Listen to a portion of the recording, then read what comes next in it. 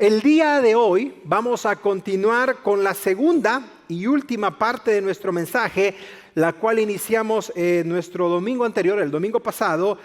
Y en esta serie o en esta miniserie estamos procurando dar una perspectiva bíblica de lo que actualmente está sucediendo en el Medio Oriente, específicamente entre el país de Israel y el grupo terrorista palestino Hamás. Si tú nos acompañas por primera vez en alguno de los campus o a través de las redes sociales, página web o acá en el campus del Cajón, quiero que sepas que en el domingo anterior comenzamos hablando para entender todo este conflicto, para lo menos asimilar un poco desde una perspectiva bíblica, cómo podemos nosotros entender lo que está sucediendo entre el país de Israel y el grupo terrorista Hamás. Como tú ya lo sabes, han pasado 2 semanas desde los ataques lanzados por este grupo terrorista, que aclaro, no fueron lanzados por la población palestina, sino por el grupo terrorista, porque son varios, Hamás.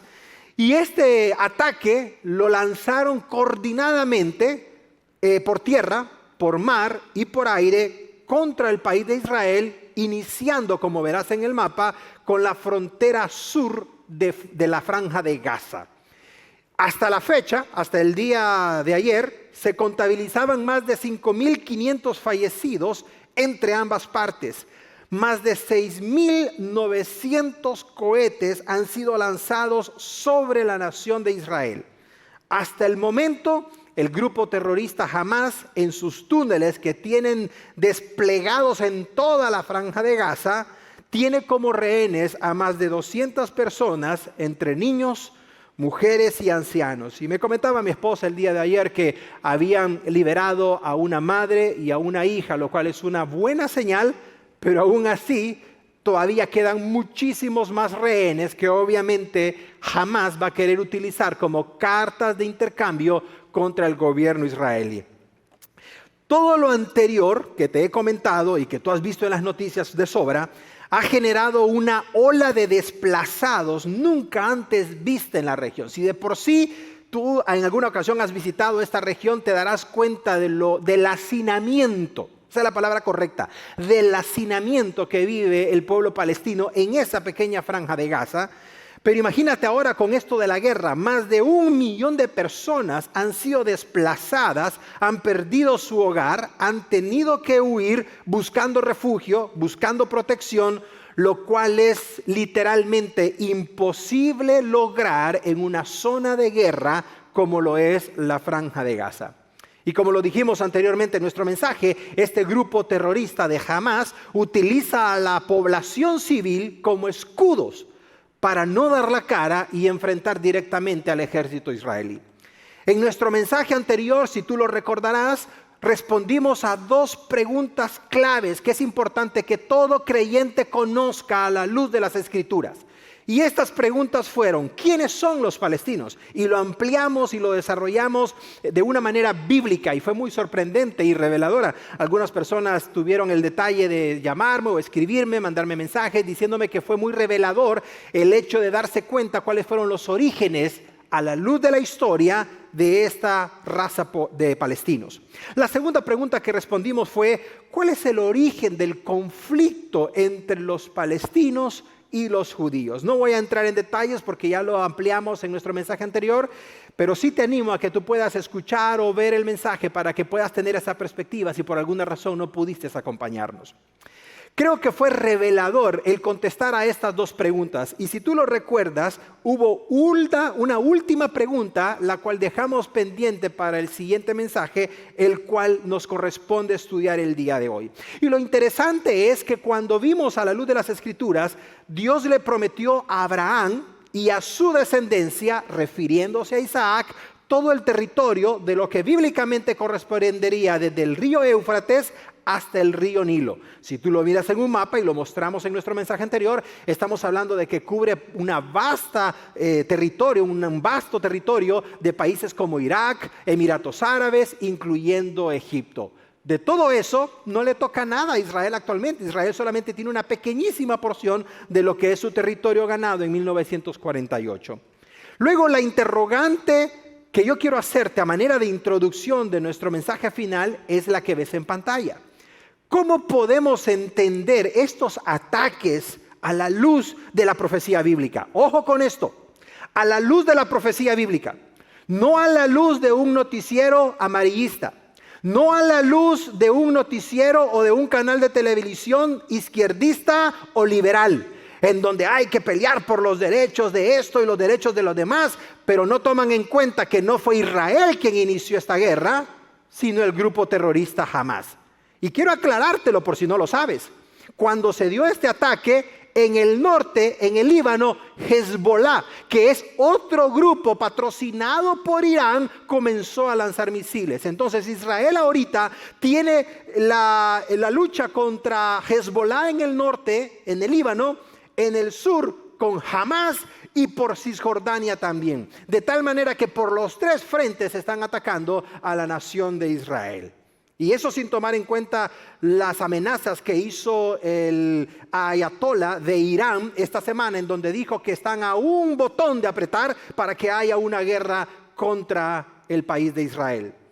Quiero hacer un paréntesis en esto que me parece muy interesante y lo comentábamos hace un momento con el equipo antes de cuadrar el servicio de hoy.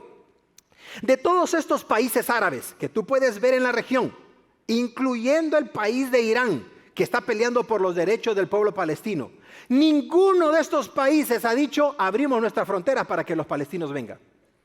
Ninguno de estos países árabes que comparten la misma religión, el Islam, que comparten el mismo idioma, nadie de ellos ha dicho vénganse. Inclusive en la gestión de parte del presidente de Estados Unidos para que Egipto abriera su frontera, ¿qué dijo Egipto? No vamos a dejar pasar a los palestinos. Podemos dejar pasar ayuda humanitaria. Y lo paradójico es que cómo van a servir 20 camiones de ayuda humanitaria para más de 2 millones de personas que están en la Franja de Gaza. Un buen inicio, pero no lo es suficiente. Entonces, vuelvo y repito, ¿dónde está esta ayuda para con los palestinos? ¿Dónde están estos países que hablan el mismo idioma, tienen la misma religión y pudieran abrir sus fronteras para que ellos se vayan a trabajar a Emiratos Árabes, por ejemplo, o para que vayan a construir hoteles allá a Kuwait, etcétera, etcétera? Interesante, porque eso nos revela que el meollo del problema no es otro sino exterminar a la nación de Israel. El meollo del problema no es otro sino a borrar a Israel del mapa, como lo dijo el ayatolá en su último discurso. Entonces, vuelvo a la pregunta que tú ves en pantalla. ¿Cómo podemos entender estos ataques contra la nación de Israel a la luz de una perspectiva bíblica y de acuerdo a los planes que Dios tiene para con la nación de Israel? Esa pregunta la vamos a responder en nuestro mensaje de hoy, el cual vamos a titular Israel bajo ataque. Israel bajo ataque. Por favor, ten abierta tu Biblia porque la vamos a ocupar, tu libreta de apuntes o la parte de atrás de tu boletín, tu pluma en mano para que vayas anotando los puntos principales de nuestro mensaje, que oro a Dios hable a tu vida como lo hizo a la de tu servidor a la hora de prepararlo. Padre, queremos iniciar este tiempo de enseñanza bíblica orando por la paz de Jerusalén, orando por la nación de Israel, orando, Señor, por esas más de 200 personas que todavía están como rehenes de este grupo terrorista. Pero también queremos incluir en nuestra oración a los cientos y miles de desplazados palestinos que no han tenido nada que ver en el conflicto porque fue originado por una minoría guerrillera, terrorista, como es el grupo de Hamás. Oramos, Señor, para que tanto los palestinos como los judíos te conozcan como Señor y Dios y puedan entender que tú eres el único que les puede dar paz, pero principalmente salvación. Oramos, Señor, por las personas que toman decisiones. Oramos, Señor, por aquellos militares, comenzando desde el presidente de esta nación, el primer ministro Benjamín Netanyahu de Israel, el primer ministro de Palestina, Mahmoud Abbas, y todas las personas involucradas en este conflicto, Señor, para que tú puedas guiarles en las correctas decisiones que deben de tomar. Y también queremos orar por los misioneros que están ahí, Señor, principalmente la familia de tu iglesia, Padre, que está ahí con sus 2 pequeñas hijas. Oramos para que tú los guardes y los bendigas, Señor. Y no solamente ellos, sino también todos los demás misioneros de otras congregaciones que se encuentran sirviéndote en el país de Israel o inclusive en la Franja de Gaza. Y aquí nosotros, Señor, que vamos a escuchar tu mensaje, te pedimos que este mensaje nos transforme, nos cambie, nos haga, Señor, hacer cambios en nuestra vida, en nuestra forma de pensar. Y te pido, Padre, que al final del servicio haya una persona que esté dispuesta o dispuesto a abrir su corazón a ti. Porque el meollo, Señor, de todo esto, la razón de este mensaje no es comunicar información. El propósito de este mensaje, Señor, no es justificar a un bando o al otro, sino exaltarte a ti y decirle al mundo entero que solamente tú eres la fuente de paz y vida eterna. Y si hay una persona que entienda eso, Señor, habrá valido el propósito de hacer todo esto. Te amamos porque eres bueno y porque para siempre es tu misericordia. Y la iglesia del Señor dice, amén y amén. Te recuerdo la pregunta con la cual nos despedimos en nuestro mensaje anterior. ¿Presagia este conflicto entre Israel y palestinos del grupo terrorista Hamás el fin del mundo? Esa fue la pregunta que nos hicimos. Cada vez que hay conflictos en Israel, de años, desde que fue establecido como nación en 1948, cada vez que hay conflictos, siempre las personas dicen, ya se acerca el fin del mundo. Pero hay ciertos aspectos o ciertos elementos que tienen que suceder para que el fin del mundo realmente suceda. Esto en la teología, por si lo quieres anotar e investigar después, se le llama escatología. Escatología, escatos. Es decir, la ciencia que estudia los eventos futuros que la Biblia nos enseña. Y es interesante porque si tú quieres saber si la Biblia habla de los eventos futuros, te recomiendo que en una mano tengas el libro de Daniel, en la otra mano tengas el libro de Apocalipsis abierto y en medio tengas la mejor fuente de información de noticiero que tú vayas y veas. Y tú te vas a dar cuenta cómo el libro de Daniel, el libro de Apocalipsis y los noticieros actuales te confirman que el fin de los tiempos se está acercando. Pero hay ciertas cosas que tienen que cumplirse, específicamente 6 acontecimientos que tienen que cumplirse antes de que suceda el fin del mundo. Y hoy los vas a conocer y espero que los puedas aprender. Número 1, acompáñame. El primer acontecimiento que deberá suceder antes del fin del mundo es el traslado de la iglesia al cielo. Esta es una doctrina fundamental de la cual ahora muchos predicadores ya no comparten de los púlpitos. Es una doctrina fundamental que fue enseñada por los padres de la iglesia. Por alguna razón en los púlpitos modernos ya nadie habla del traslado de la iglesia. Y por lo tanto los creyentes, las iglesias, están más emocionadas con 3 claves para el éxito en lugar de aprender la doctrina del traslado de la iglesia al cielo. Este evento es fundamental en la fe cristiana. Y no son inventos de iglesias, bautistas o lo que tú quieras, sino que la Biblia lo menciona. Hay personas que confunden el traslado de la iglesia con la segunda venida de Cristo porque parecieran que son similares, pero en realidad no lo son.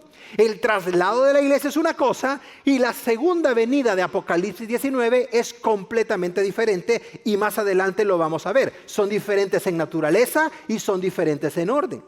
¿A qué se le llama el traslado de la iglesia? Bueno, la iglesia es el tiempo en el cual estamos operando actualmente. Y la Biblia enseña que cuando la iglesia sea trasladada al cielo, va a suceder algo que no ha sucedido jamás y en el Antiguo Testamento se le conocía como el día del Señor.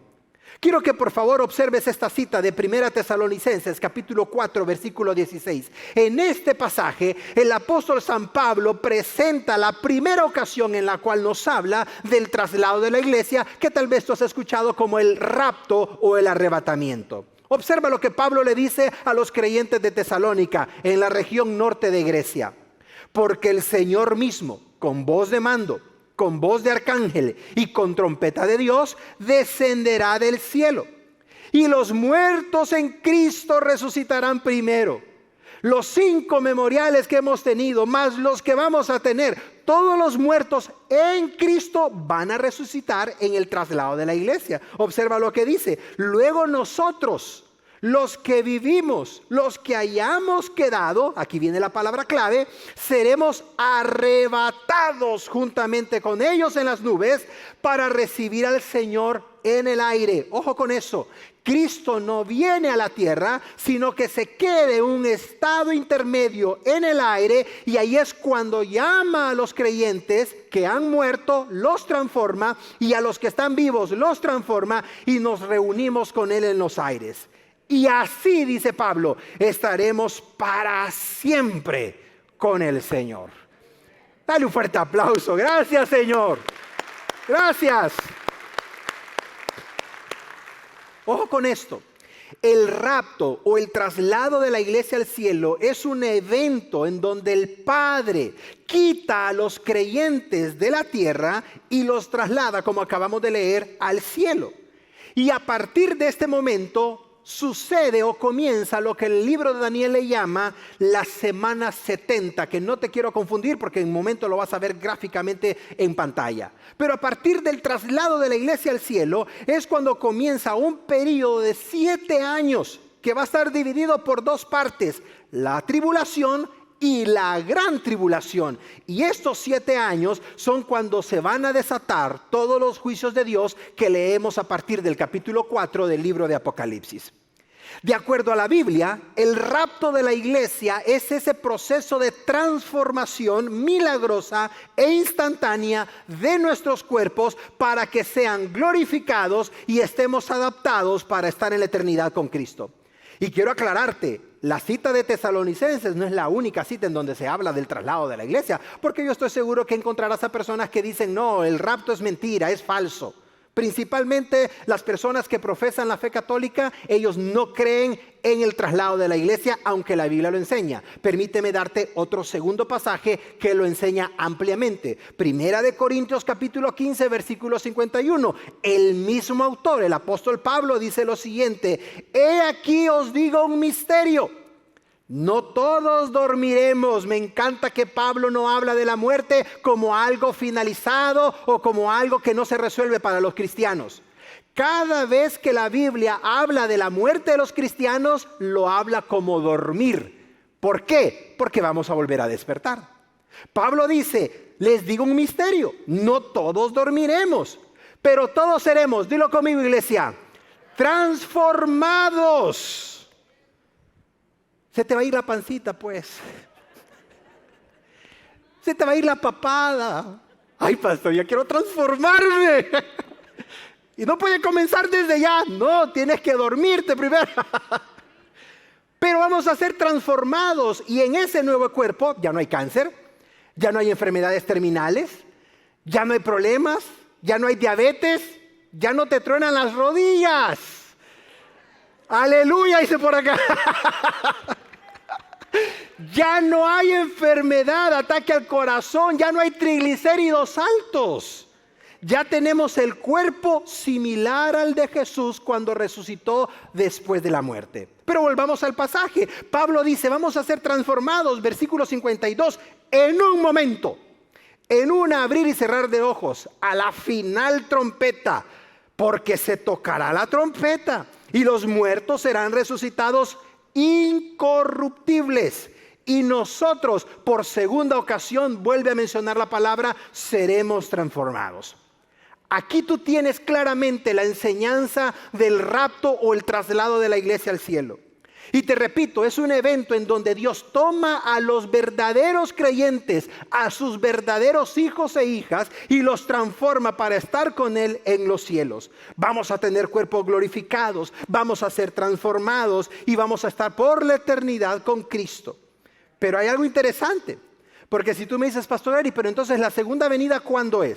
La segunda venida es la que encontramos en el capítulo 19, que en un momento vamos a llegar ahí. En el capítulo 19 de Apocalipsis es cuando el Señor viene a la tierra y se para físicamente en lo que conocemos como el Monte de los Olivos y hace una aparición gloriosa con sus ejércitos para lo que la Biblia le llama la gran batalla de Armagedón. Y por cierto, no es la película de Bruce Willis, no es otra cosa. Pero es esa la segunda venida del Señor. Y es interesante, por tercer dato, solamente para que lo tengas como algo informativo, a partir del capítulo 3 del libro de Apocalipsis ya no se vuelve a mencionar la palabra iglesia. Recuerda que las primeras cartas de Apocalipsis, Juan se las envió por mandato de Dios a las iglesias de Éfeso, Esmirna, Pérgamo, Tiatira, Sardis, Filadelfia y la Odisea, las 7 iglesias. Pero cuando termina el mensaje ya no se vuelve a repetir la palabra iglesia a partir del capítulo 4. De tal manera que entendemos que a partir del capítulo 3 la iglesia sube a los cielos y ya no hay mención de la iglesia sino hasta después en el capítulo 19. No lo olvides, el primer evento que estamos esperando que suceda antes del fin del mundo es el traslado de la iglesia al cielo. ¿Cuál es el segundo evento, Pastor Eric? Lo que sucede después del traslado y que es el inicio de la tribulación. No lo confundas con la gran tribulación, que es la última mitad de los 7 años, sino que todos los 7 años se le llama la tribulación. ¿Y qué es esto de la tribulación, Pastor Eric? Bueno, la tribulación es ese periodo de 7 años de las cuales habló el profeta Daniel, y esos 7 años, que es la semana número 70, es cuando Dios vuelve a tratar con el pueblo de Israel. Actualmente nosotros estamos en lo que conocemos como el tiempo de la gracia. Por el momento Dios sigue trabajando con Israel, pero su enfoque es la iglesia. Pero cuando la iglesia sea trasladada al cielo, entonces Dios vuelve a retomar su enfoque con el pueblo judío. ¿Por qué lo decimos? Observa lo que dice Daniel capítulo 9 versículo 24, que es cuando Gabriel le revela el significado de los tiempos futuros a Daniel. Solamente hay 2 personas en toda la Biblia a las que se le revelaron con detalles los acontecimientos proféticos del fin del mundo: a Daniel y a Juan en el libro de Apocalipsis. En el versículo 24 de Daniel, a Gabriel le dice a Daniel: Daniel, 70 semanas están determinadas sobre tu pueblo. ¿Cuál pueblo? El pueblo de Israel. Y sobre tu ciudad. ¿Cuál ciudad? La ciudad de Jerusalén. Y en estas 70 semanas van a suceder estas cosas: para terminar la prevaricación, poner fin al pecado, expiar la iniquidad, traer la justicia perdurable, sellar la visión y la profecía, y el último aspecto, ungir al Santo de los Santos. Cuando lees el libro de Daniel, Daniel no entendió absolutamente nada de lo que le estaba diciendo Gabriel. Absolutamente.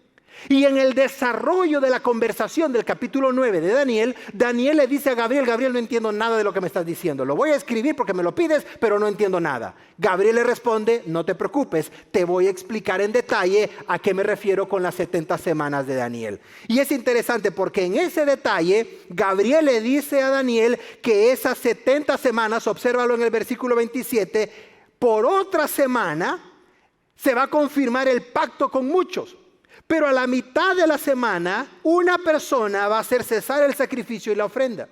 Después, con la muchedumbre de las abominaciones, vendrá el desolador, hasta que venga la consumación final y todo lo que está determinado se derrame sobre el desolador.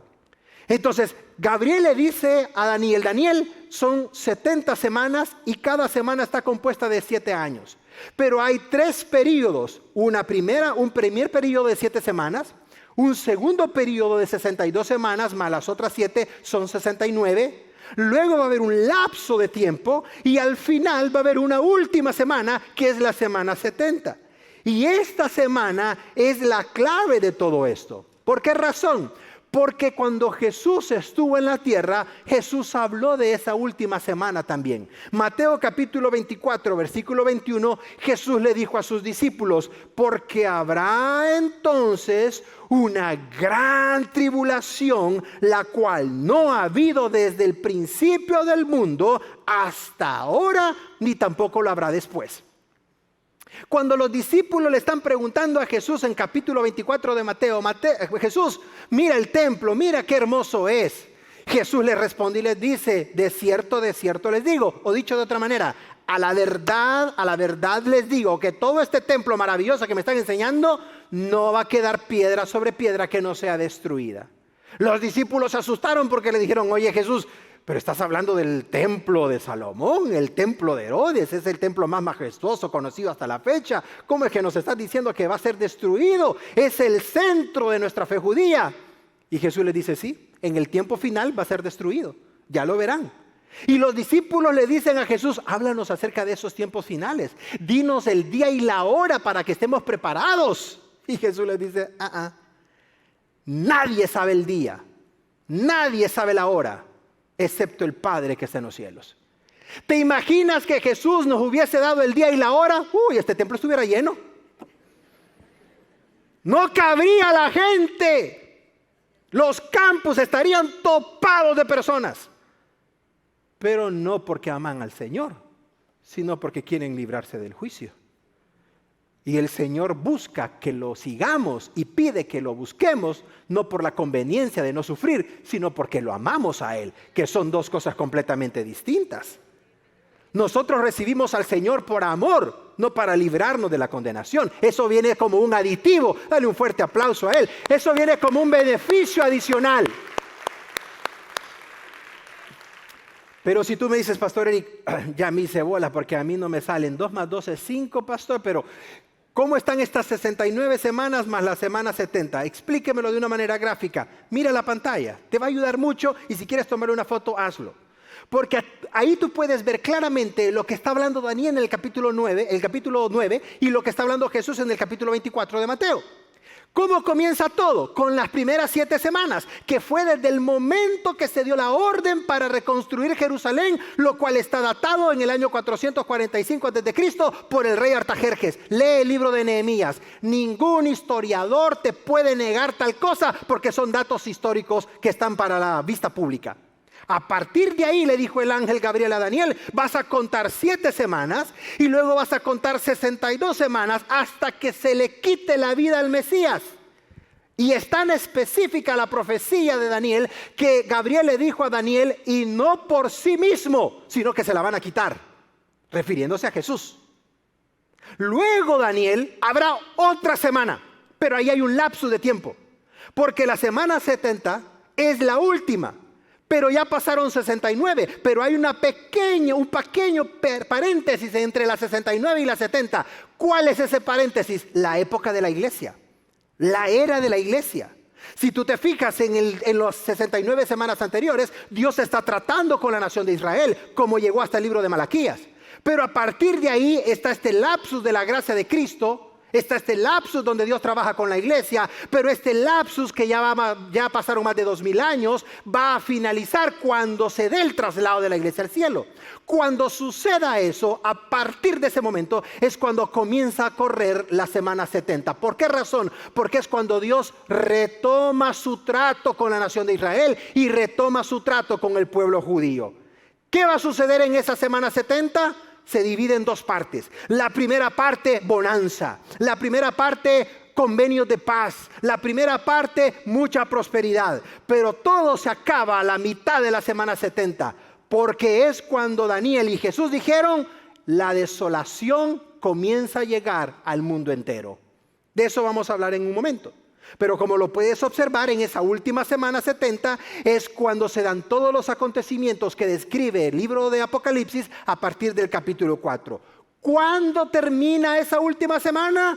Con la segunda venida de Cristo al final de la semana 70 o al final de los 7 años en el capítulo 19 del libro de Apocalipsis. Ahí tú tienes claramente la división de todas las 70 semanas como le fueron reveladas a Daniel, como Jesús la enseñó y como tienen que suceder de acuerdo a la interpretación de la palabra de Dios. Es interesante porque primero, el traslado de la iglesia al cielo. Segundo, el inicio del periodo de la tribulación. Que dicho sea de paso, la iglesia de Cristo no va a estar para esa época.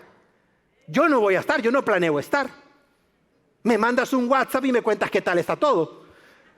Porque yo no voy a estar.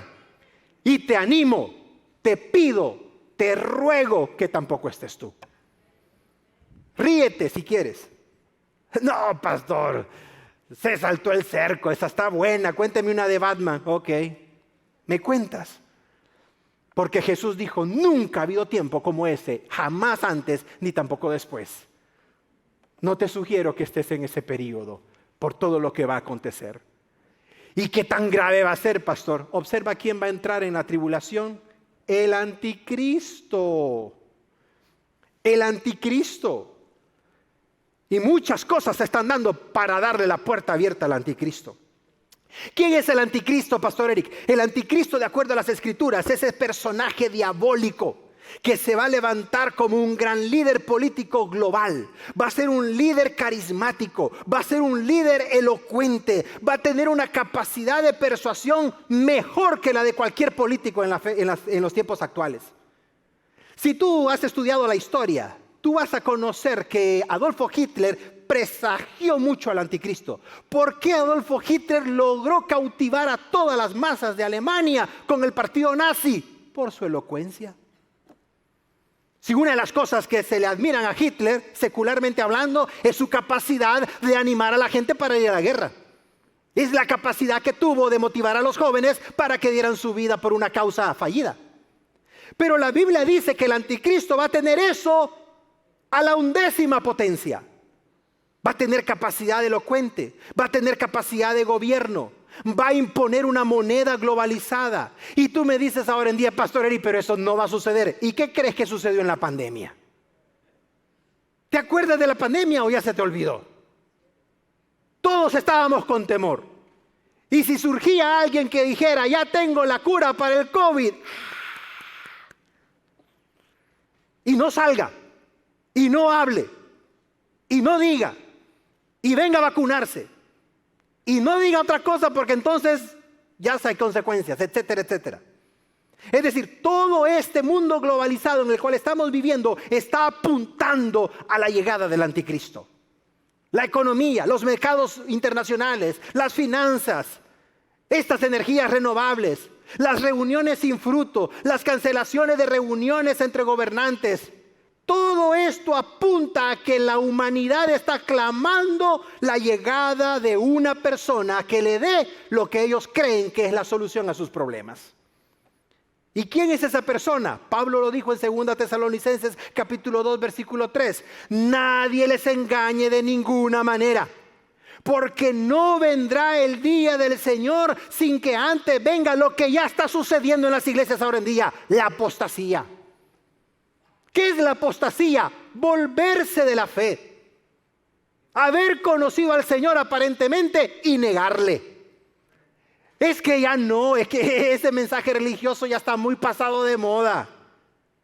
O como dijo un gran pastor que en algún momento yo veía sus predicaciones, abandonó su iglesia allá en Michigan, se puso a hacer videos y a hacerse una persona de la socialité de Hollywood, terminó grabando videos de otro propósito y en un programa de Oprah dice él, la iglesia ya no es relevante porque no acepta los matrimonios entre personas del mismo sexo. Escuchar eso de un pastor, quien predicaba antes, y luego decir, su mejor defensa son citar libros viejos de hace 2000 años. Esa es la apostasía de la cual Pablo está hablando acá. Personas que conocían al Señor y con sus actos lo niegan. Pablo dice, vendrá una apostasía y en la apostasía se va a manifestar el hombre de pecado, el hijo de perdición. Y este hombre tiene ciertas características, se opone, se levanta a todo lo que se llama Dios o es objeto de culto, tanto que hace lo que su padre Satanás siempre quiso hacer, sentarse en el templo de Dios y recibir la adoración que solo le corresponde a Dios. Qué interesante, iglesia. Porque las mismas tendencias de Satanás que leemos en la Biblia tiene el anticristo. Y ese es su padre. El anticristo tiene como padre a Satanás, como vamos a ver más adelante. Y voy a ir más allá con profundo respeto. Pastor Eric, ¿el Islam es algo que procede de Dios? No, señor. Yo personalmente creo que el Islam es una estrategia de Satanás para engañar a las personas y que no crean en el Evangelio. Porque presenta a Dios como el mismo Dios, pero no lo es. Presenta el camino a la salvación siguiendo rituales que la Biblia no enseña. Y en donde todo se basa en lo que la persona puede lograr. Y si quieres ir más rápido al paraíso, hazte explotar una bomba porque vas a llegar más rápido. Así es que no me vengas a decir que esas corrientes te llevan a Dios, porque no sé a qué Dios te van a llevar, pero no al Dios de la palabra de Dios, y mucho menos a Jesucristo el Señor, quien dijo: yo soy el camino, yo soy la verdad, yo soy la vida. Nadie va al Padre si no es por mí. Nadie va al Señor si no es por Jesucristo. Por muy bueno que parezca o sea, nadie. Y si tienes un problema, mándale un correo a él y me cuentas qué tal te responde. Interesante, el anticristo va a tener todas estas virtudes y habilidades que la humanidad está necesitando. Y es interesante porque el anticristo, de acuerdo a la Biblia, va a lograr lo que ninguna persona hasta el día de ahora ha podido lograr. ¿Qué es, Pastor Eric? La paz entre los árabes y los judíos. La Biblia habla de que el anticristo va a lograr la paz entre los árabes y la va a lograr haciendo un convenio entre ellos. Y aquí viene algo importante para ti que vienes a escuchar la palabra de Dios, o como muchas personas cuando me las encuentro me dicen: yo siempre escucho los mensajes en televisión los domingos, ¿y cuándo va a llegar a la iglesia? Otro día llego, otro día. ¿Sabes por qué te lo digo? Escúchame con atención, por favor. Porque si tú no crees en la verdad del evangelio, te garantizo que vas a terminar creyendo en la mentira del anticristo. Si no crees en la verdad del evangelio, tarde o temprano vas a terminar creyendo en las mentiras del anticristo. Apocalipsis capítulo 13, versículo 5. También se le dio boca que hablara grandes cosas al anticristo y que hablara blasfemias. Y observa, por favor, se le dio autoridad. Ojo con esto. El anticristo y Satanás no tienen autoridad ganada por ellos. Si alguna autoridad tiene Satanás y si alguna autoridad tendrá el anticristo, es porque el Padre que está en los cielos se lo ha permitido. Pero no le des mayor retribución ni galardones a Satanás o al anticristo con algo que no se han ganado. ¿Te acuerdas a Jesucristo en la tentación? Satanás le dice: mira estos reinos, te los doy a ti porque a mí me los han dado. Imagínate saludando con sombrero ajeno para que me entiendas mejor.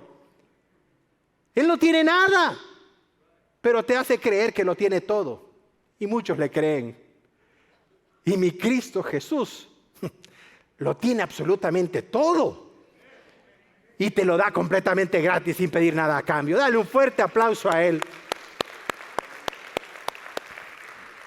Y se le dio autoridad para actuar. Observa, por favor, porque venimos hablando de la última semana de Daniel, dividida en 2 segmentos de 3 años y medio. Se le dio la autoridad para actuar por 42 meses. ¿Cuántos años son 42 meses? 3 años y medio, la otra mitad de la semana 70.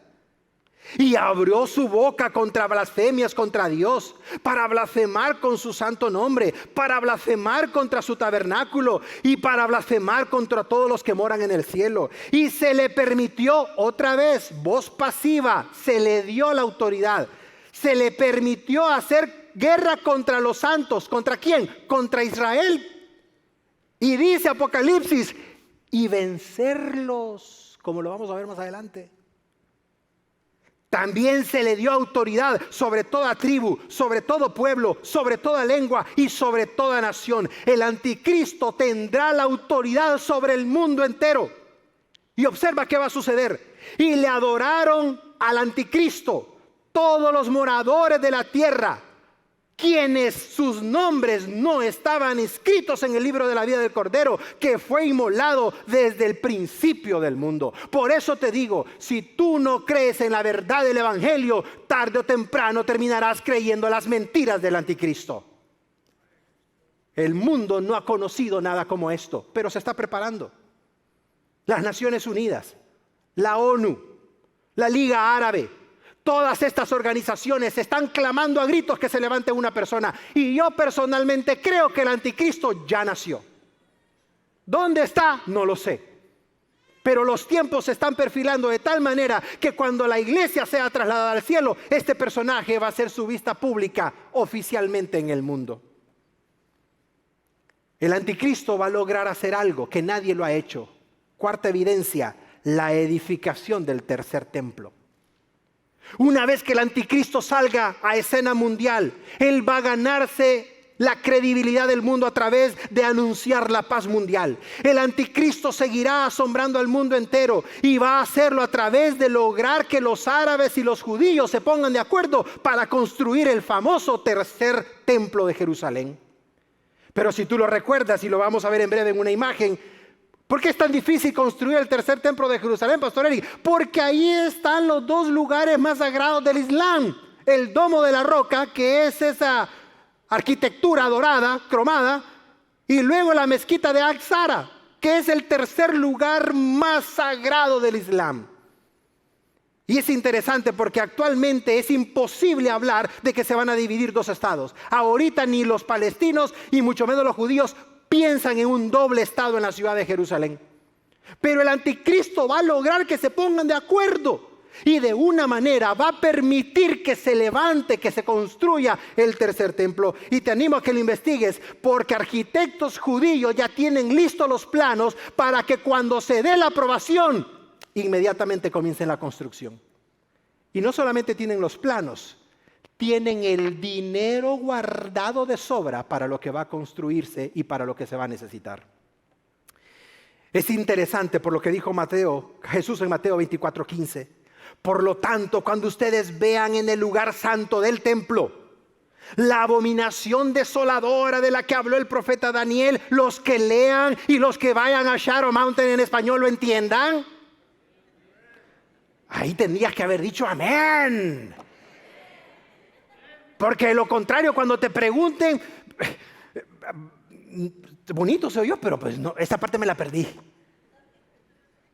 Oro a Dios que tú aprendas para que tengas convicciones y no le digas a la gente, el pastor Eric dice así. Abre tu Biblia y dile, mire, esto es lo que la Biblia enseña. Jesús le dice a todas las personas que le escuchan, específicamente los discípulos, cuando vean la abominación desoladora en el templo, en el lugar santo, entonces salgan corriendo porque se acerca el fin. ¿Y cuál es la desolación a la que Jesús se refirió? A la abominación desoladora. A la mitad de los 7 años, después de haber hecho un convenio de paz, el anticristo va a poner su imagen en el lugar santo y va a exigir que todos los judíos le adoren. Ahí se va a poner buena la cosa. Mira el mapa que está en pantalla, por favor, o la imagen. Esa gráfica que tú ves es exactamente donde estaba el templo de Jerusalén, el que perteneció a Salomón, el primero que lo construyó, y luego el de Herodes, que fue la añadidura en los tiempos de Jesús. Pero cuando Jerusalén vino a formar parte de los otomanos, que lo hablamos hace un domingo atrás, entonces los árabes lo que hicieron fue quitar el espacio para que ahí se construyera una mezquita. Y están esas dos mezquitas ahí, el Domo de la Roca y la mezquita de Al-Aqsa. Por lo tanto, ¿cómo va a suceder? Yo no lo sé, porque no voy a estar aquí. Así es que tómale una foto y me la mandas. Porque la verdad que no sé si te vas a ir, de veras te vas a ir.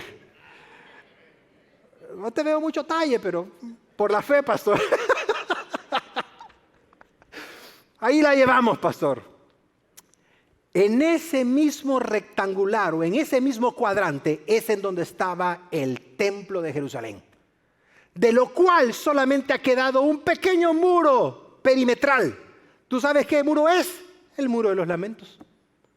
El lugar más sagrado para los judíos en la fecha. Aman ese muro porque es lo único que les queda del muro original del templo de Jerusalén. ¿Te imaginas cuando vuelvan a construirlo?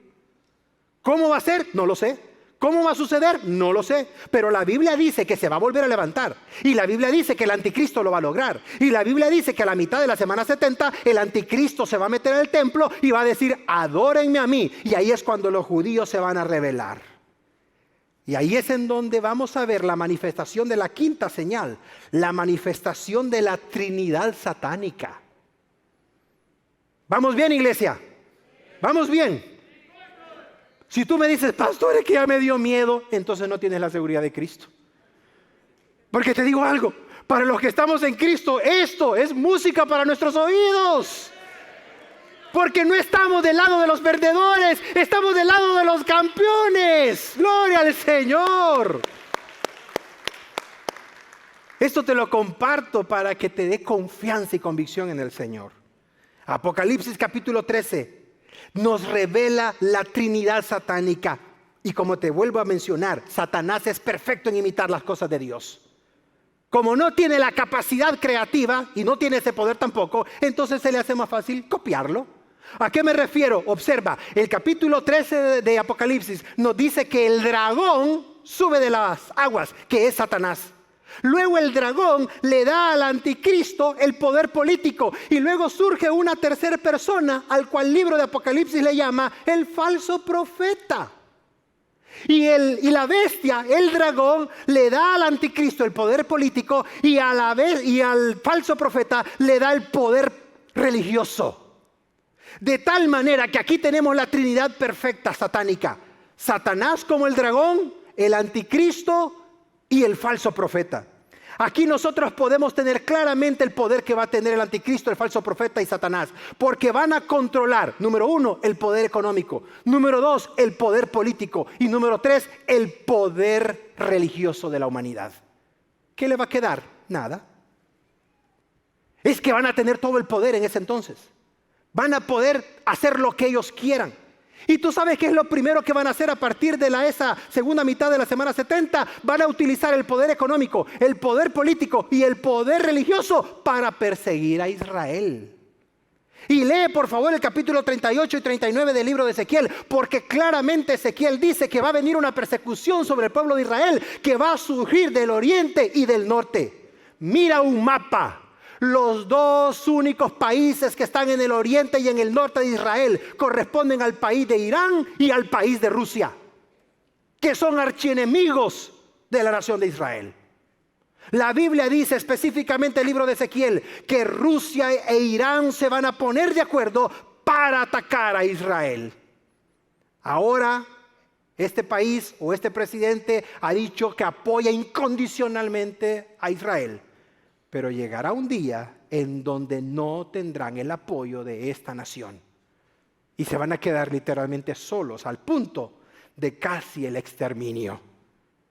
Entonces, Pastor Eric, ¿va a desaparecer la nación de Israel? ¿Van a fallecer finalmente después de los nazis, después de los otomanos, después de los asirios, de los babilónicos, de los romanos, de los... todos? Observa qué va a suceder. Porque ahí es cuando llegamos al capítulo 19 de Apocalipsis, cuando están a punto ya de exterminarlos. Dice Juan que sucedió lo siguiente: el sexto ángel derramó su copa sobre el gran río Éufrates y el río se secó para que tuviese el espacio para el camino de los reyes del oriente. Versículo 13: y vi salir de la boca del dragón, Satanás, y de la boca de la bestia, el anticristo, y de la boca del falso profeta, 3 espíritus inmundos a manera de ranas. Pues son espíritus de demonios que hacen señales y van a todos los reyes de la tierra, del mundo entero, para reunirlos a una gran batalla. Y esa batalla, Juan dice que es contra el Todopoderoso en la ciudad o en el lugar llamado Armagedón, el valle de Josafat. Ahí va a ser esa batalla donde Napoleón también batalló, en donde grandes guerras se han dado, revisa la historia, y en donde se dará la última batalla entre Dios y los enemigos de él. Pero Juan dice, algo va a suceder en esa batalla, cuando estén a punto de exterminar a los judíos. Capítulo 19, versículo 11 del libro de Apocalipsis. Juan dice, entonces vi el cielo abierto, y he aquí un caballo blanco, y el que lo montaba se llamaba Fiel y Verdadero, y con justicia juzga y pelea. Sus ojos eran como llamas de fuego, y había en su cabeza muchas diademas, y tenía un nombre escrito que ninguno conocía excepto él. Versículo 3: estaba vestido con ropa teñida en sangre, y su nombre era el Verbo de Dios. Y los ejércitos celestiales, vestidos de lino fino, blanco y limpio, le seguían con caballos blancos. Versículo 15: de su boca sale una espada aguda para herir con ella a las naciones, y él las va a regir con barra de hierro, y él pisa el lagar del vino del furor y de la ira del Dios Todopoderoso. Versículo 16: y en su vestidura y en su muslo tiene un nombre escrito, el cual es Rey de Reyes y Señor de Señores.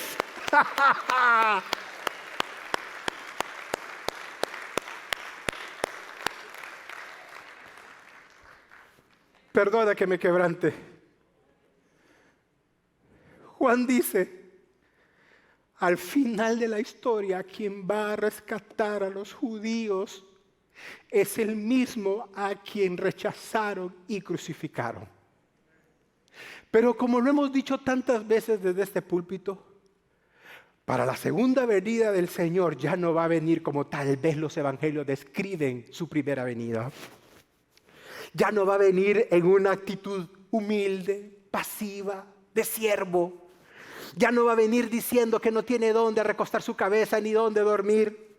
Ya no va a venir como un predicador itinerante, sino que va a venir con toda la gloria que Él se merece, con todo el poder y la majestuosidad del Rey de Reyes y Señor de Señores.